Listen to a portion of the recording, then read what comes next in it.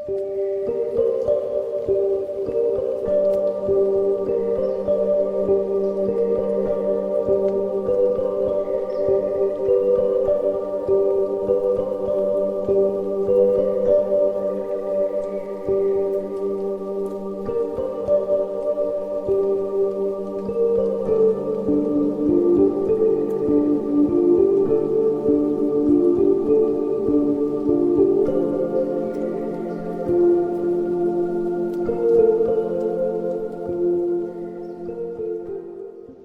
International Mountains Day, we honor these mountains and the communities who depend on them.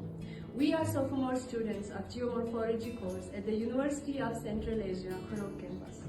Our documentary, The Frozen Union, explores the powerful relationship between mountains, glaciers, and the people who rely on them for life.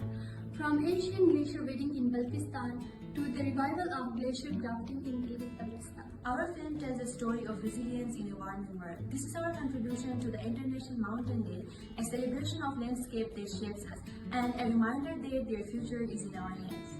Welcome to the coldest wedding you will ever attend. And trust me, the bride and groom don't complain, mostly because they are made of ice. Yes, you heard that right, a glacier wedding. High in the mountains of Baltistan, people have practiced this tradition for over 3 centuries, with early references dating back to 70s, long before modern records. Not because they ran out of humans, but because they ran out of water. Here is how it worked. They took one male glacier, the foe, which is darker, full of debris and restless, and one female glacier, the mo, which is whiter, smoother, and calmer. They placed them side by side, offer prayers, and hope they produce a baby glacier. It is nature's version of matchmaking, which is colder, quieter, and definitely with zero dowry. But this wasn't just a ritual, it was ingenuity, it was survival. Communities depended on glacier for water, farming, and daily life. And when glaciers shrunk or shifted away, people didn't give up. They adapted. They created their own climate resilience long before the term existed. This ancient glacier wedding of foe and mo began as culture and became engineering. Glaciers are far more than ice for the millions of people living in the mountainous region. They are vital life supporting system. Across the planet, nearly 400,000 glaciers and ice fields shape our high mountains and polar landscapes. They appear in many forms. Valley glaciers winding down slopes, Piedmont glaciers separating at the base of peaks, tidewater glaciers reaching the sea, and rock glaciers slowly moving under a cover of stones. Together, these frozen systems store fresh water and release it gradually each summer. Their melt sustain rivers, irrigate farmland, fills canals, and provides drinking water to the communities downstream. Glaciers are immense, flowing bodies of ice that originate from the compaction and recrystallization of snow over many years. Driven by gravity, these frozen rivers slowly advance, sculpting the terrain through immense erosive power. They carve distinctive U-shaped valleys and gouge striations into the bedrock, which serve as a permanent record of their passage. Upon melting, glacier deposits their burden of unsorted debris, known as till, creating characteristic landforms like moraines that mark their former limits, drumlines that indicate flow direction, and isolated glacier erratics. The meltwater itself further modifies the landscape, forming sorted sediment deposits on outwash plains and leaving behind kettle lakes as remnant of buried ice blocks. For thousands of years, glaciers shaped mountains, supplied rivers, and kept the high cold regions in balance. But today, the stability is rapidly unraveling. As global temperatures climb at unprecedented rates, the conditions that once allowed glaciers to survive are shifting, and the change is unmistakably worldwide. Across the Arctic and mountain ranges, ice that once advanced each winter now retreats, and the delicate balance between snowfall and melt is breaking down. Historical photographs and satellite images reveal a stark reality. Many glaciers are shrinking so quickly that the transformation once measured in centuries now unfold within a single human lifetime. On the surface, the change may appear minor. A few extra drops of meltwater, a widening creek, a stream trickling earlier than before. Yet, these seemingly small signs accumulate, altering rivers, lakes, and entire downstream landscape. Beneath the ice, even the frozen ground, permafrost, is thawing, creating lakes where solid earth once lay and destabilizing slopes that now collapse into landslides or create dangerous glacier lake outburst floods. For the people living downstream, the impact is deeply felt. Water supply shifts, spring flows become stronger, and summer flows grow weaker, marking the brief peak of glacier meltwater before long-term decline. Scientific studies shows that in the past 50 years alone, many mountain glaciers worldwide have lost nearly half of their area, a dramatic contraction supported by decades of measurement. Every meter of retreat captures a story of rapid environmental change. Researchers record the details, local communities experience the consequences, and the landscape bears the marks of a warming world. A process that once unfolds slowly over ages is now racing ahead in mere decades. But this is not a story of helplessness, because even in the world's highest mountains, people have always found ways to create water. Even nature could not. Across the mountains of Gilgit-Baltistan, glaciers were never just ice. They were treated as beings with souls, identity, and even gender.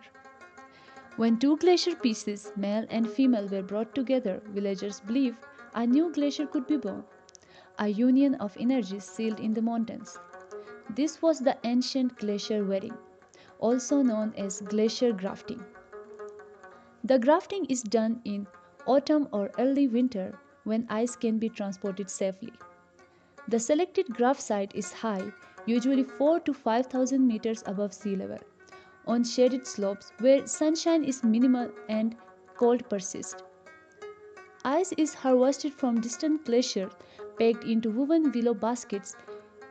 Young men carry 30 to 50 kg of ice over long treks, often 10 to 12 hours to reach the graft site. During the journey, a strict rule is followed. No rest, no putting down the basket, and silence means no talking. People believed sound could disturb the ice spread. Today, scientists note that loud vibration can disturb fragile ice crystallization, preventing successful grafting. At the site, a small cave or pit is prepared. Inside the 4 and more ice blocks are placed side by side. Additional materials like charcoal, sawdust, or husk cloth are used to insulate and protect the ice from melting. Water is sprinkled, symbolic prayers are offered, and in some cases, a sacrificial animal is offered as a ritual gesture meant to bless the nascent glacier. Once sealed, the ice remains untouched. Community members avoid the site for years, giving the baby glacier time to grow in peace. Over 2 to 3 months, the ice blocks begin to fuse. Then, over the full winter season, snowfall and cold nights, ice accumulates, eventually forming a small but stable artificial glacier. After 6 to 12 months, sometimes up to 1 to 2 years, the glacier becomes substantial enough to supply meltwater. In Baltistan, this tradition was revived at the turn of the 21st century.